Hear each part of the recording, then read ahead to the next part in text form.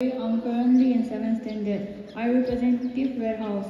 Today I'm going to talk about India. India is a beautiful land with a variety of wildlife, rich in cultural diversity.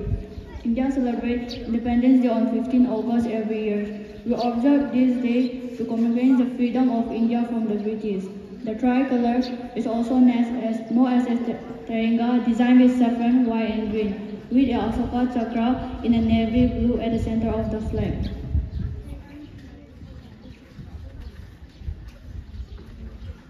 India is a blend of languages and different cultures. Some religions are Hindu, Muslim, Islam, Christian, etc. In order to win and make smoothly independent country, there was form of a constitution. 26 January 1950, we observe this day as Republic Day. India is the 7th largest country in the world. It has 29 states and 7 territories. The Prime Minister of India is Narendra Modi. This is all my time. Thank you.